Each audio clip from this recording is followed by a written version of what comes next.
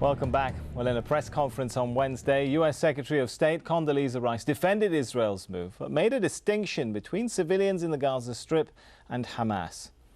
It's no secret that the United States declares Hamas a terrorist organization, and that we've been troubled by the fact that Hamas did what they did in the Gaza against legitimate Palestinian institutions, against the legitimate institutions of the Palestinian Authority. And we have been very concerned that two things be understood, and we've talked about this, and I think we have the same view in this regard.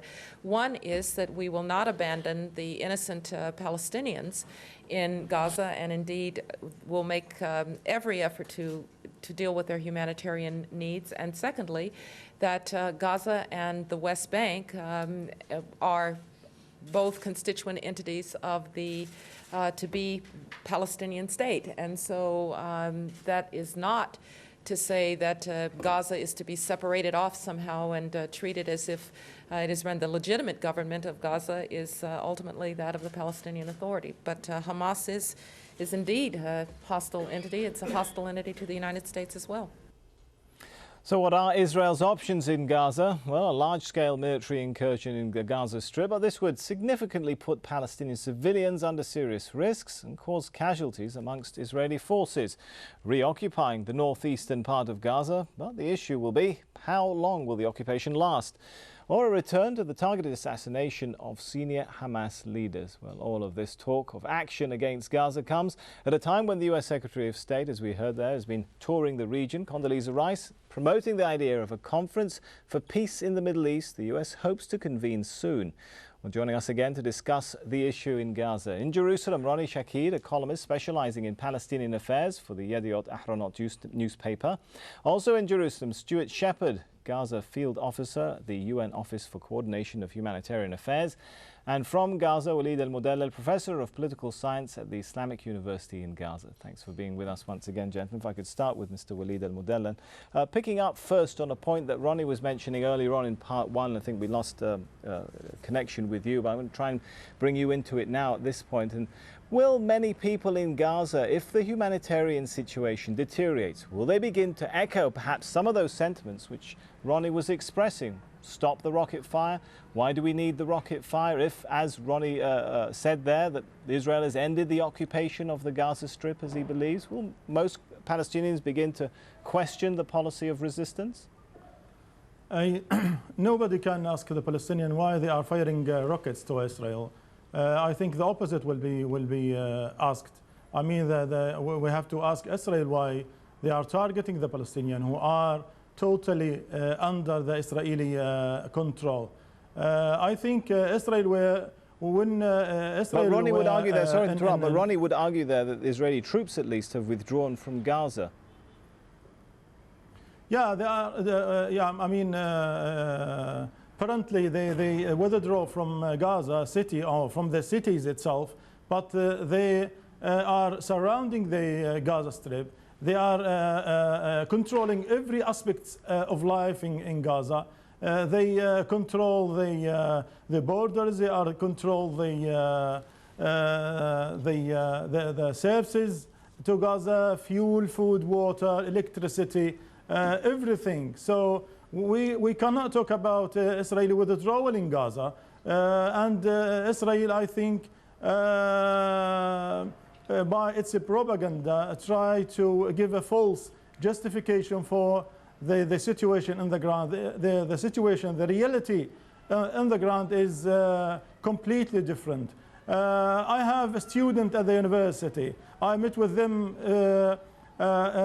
before 2 days, just before 2 days. Most of them cannot pay their fees.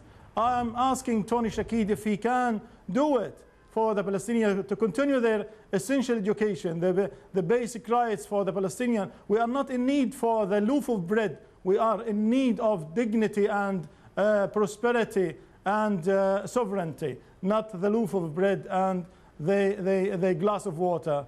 if he think of that. All right, I'm going to bring Ronnie in, but I do want to try and shift gears a little bit because we often spend a lot of time arguing back and forth about rocket attacks and occupation.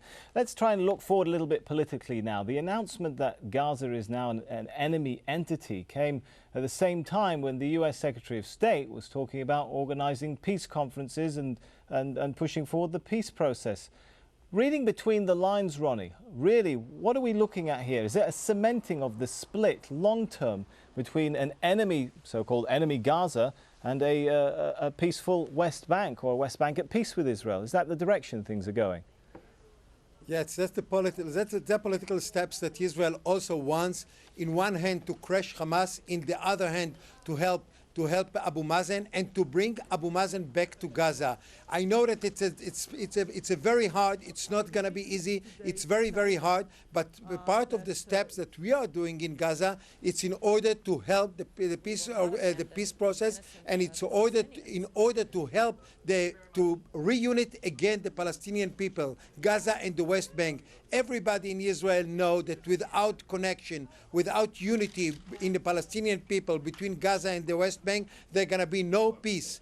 And the only way is to press on Hamas, to press on the people in Gaza, and to help on the other hand Abu Mazen, and in order to show the people in Gaza, look what's going to be with Abu Mazen, look what's going to be with you. You have to decide what you want, to stand under the Islamic State of Hamas in Gaza, or to be like Abu Mazen in the West Bank in another way of life. I think that that's politically, that's the way that they are doing, and that's why the Americans are also talking today about the convention that's going to be in November in the United States, in Washington, and in order to make the people of Gaza understand, you are going to suffer. Let's go and help us to sit together to find some solution. It's time to come to find a solution. All right, there's some interesting points there, but before we take up, I want to bring in Stuart Shepherd into the discussion. Are you concerned that politically it seems the direction that the process is going is indeed leaving Gaza isolated, dependent on international aid? How are you reading the direction of the political process? This is obviously a real concern to us. You know, clearly there is, you know, a tangible split there at the current time. That, you know, obviously, you know, the hope that is that there can be a move towards a consensus. But, you know, in the meantime, we are very, very concerned about the situation on Gaza. You know, there is a sense of isolation around Gaza. You know, we've had a 3-month closure now, over 3 months with Karni, the main commercial crossing into Gaza. Basically, no raw materials have come in. That's obviously impacted significantly on the private sector. Over 75,000 employees have now been laid off. We've also had a situation again because of the factional violence that erupted in June, whereby Rafah crossing is closed. Again, that is basically the only gateway to the outside world for the Gaza population. Right. You know, typically before the closures at Rafah towards the end of June last year, over 1,200 people a day were moving in and out. This was for family reunifications, business matters, health referrals, and clearly, you know, as long as we have this blockage, you know, in terms of a move forward with the political process, then we have this reality on the ground of you know, continuing closure. Right. I want to briefly try and bring in Mr. Al-Mudallal again for a word on the political process here. Can Palestinians, or some Palestinians, be seen to be sitting down and talking to Israelis before they can talk to each other and sort out their own internal issues? Yeah, this is a part of the problem we have here in Palestine. And you know why this has happened? That because the United States is still backing some part in the Palestinian territories against the other, and that escalating the problem and putting things in the wrong way. Giving someone the money or the support he need against the other, that will put things in a wrong way, and will not solve any sort of problems in the Middle East. Right. If the United States aware about the security in the region and the prosperity, they have to put things rightly and to keep a good relationships with all of them, especially those who came from a